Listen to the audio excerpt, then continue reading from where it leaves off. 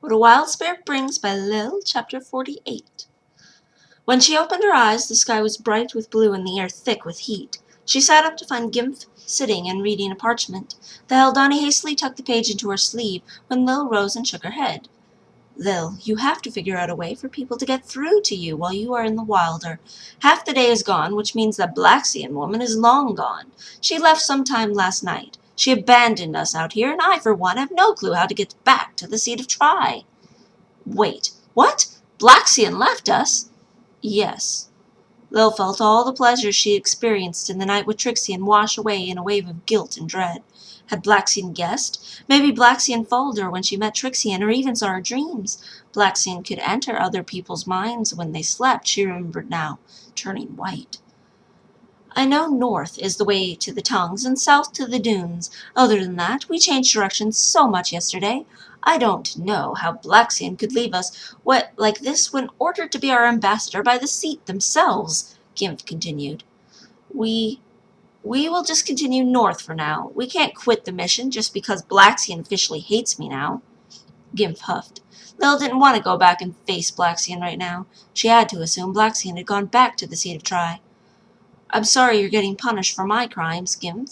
The Eldani's agitation transformed into camaraderie. I doubt you've committed crimes, Lil.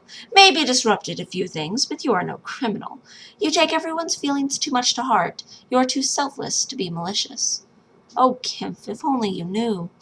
The woman tilted her head in question, but Lil just sighed and started gathering up bags onto her back. This was all her fault. Everything always was going wrong just when it started going well. Always because of her. They started north and soon enough were struggling. It was hard to keep that heading with the way the streams and the clusters of moor were scattered so haphazardly throughout the marsh of the Ongar. The supplies were so cumbersome and kept falling into the muck only to be covered in a slimy sludge when retrieved, which made them all the harder to continue to want to retain. All the contents becoming contaminated as mud squeezed in under the flaps of the bags. After what felt like hours of getting nowhere, and dropping everything more than moving, Lil threw down her sacks and snarled, the last of her patience snapping. Lil, I know it is. No! Enough! We don't need this damn junk anyway! But we are lost. We don't know for how long. We may need all of it, depending on how long it takes to. No! We don't need any of it. I can make anything we need. This stupid swamp is hard enough to try to get around in without all this luggage we're loading around for no reason. Gimp hesitated. Lil felt her shoulders slump. Time to tell the woman the truth. Look, I'm sorry for yelling. This is my fault. I should have just told you before in the city, but we were having such fun buying things. I don't actually need any of this. I can make things. Anything, really. In the Wilder. If we need food, I can create it. If we need shelter or we need weapons, anything. I didn't want you to be intimidated by this. I'm sorry I didn't tell you before, Gimp. The Haldani stood studying her for a while, and then finally said with the trademark Haldani calm, May I see an example? Well, it was better than Lil had been expecting for a response. She nodded and climbed onto an algae-covered rotting log jutting from the mound of moss. She lay down and rushed to the Wilder. Once out of her cobbled starting area, she made a rowboat. They had neared a river, and they would at least use this to cross without being sticky and dirty for a few minutes. When she woke up with the little boat there next to her, the Haldani was investigating the wooden vessel. Lil awaited some reaction, fearful. Gimp noticed the look on her face and smiled reassuringly. Lil realized she had been holding her breath and let it out. It is an impressive talent. You don't think I'm a little, abnormal? The red Haldani barked a laugh. Oh, certainly I think you are abnormal. But you are not a freak of nature, Lil. You are special. The Gimp smiled at her, and Lil smiled back. She was so glad the woman was still going to be her friend. She really needed someone to accept her, to understand her. They hauled the treasure she had formed to the river and hopped aboard. She sloshed the paddles in the water, glad to impress Gimp with her usefulness. She might not be able to control the elements like a Haldani, but at least they had been able to abandon all that clutter because of her. Gimp sat content to be escorted across. So tell me more about yourself, Lil, since we have time anyway. Well, I guess now you know I helped kill Rutford. Yes. And you know I am royalty in Andrus, and the third seat with the Entha. I am of the Black Weapon clan, and Ties is my mother, and I am a wild one. Yes, I know all these things. Well, honestly, that is about it. Gimp shook her head.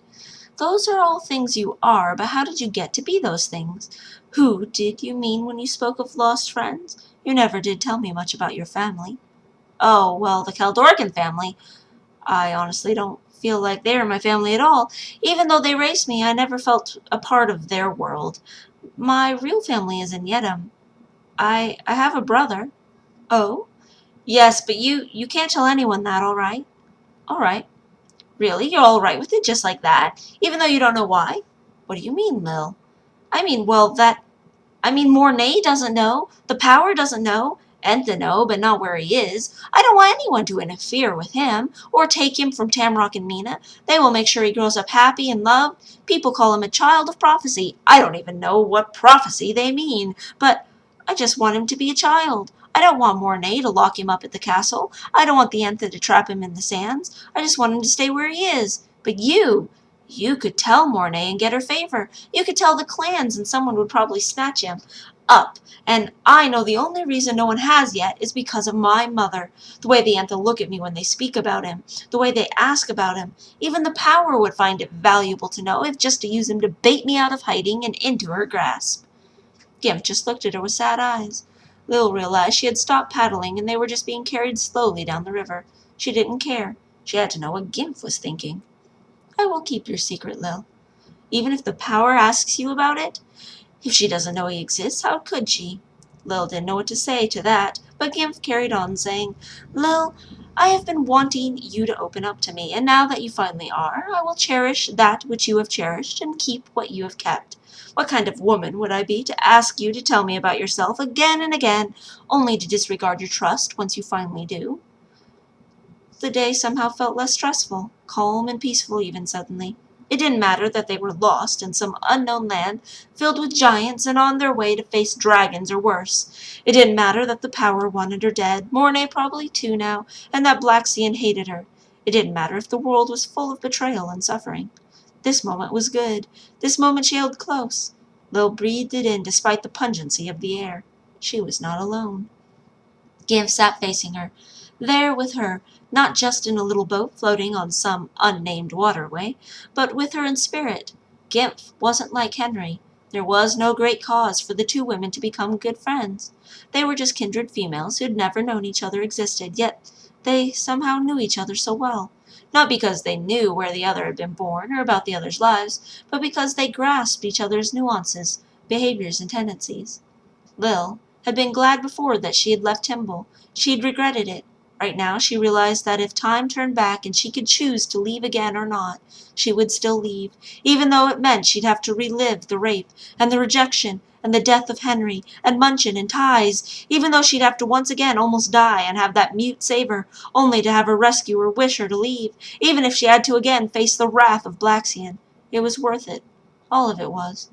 Not just because Rutford was gone, not just because her brother was safe, not because of Trixian.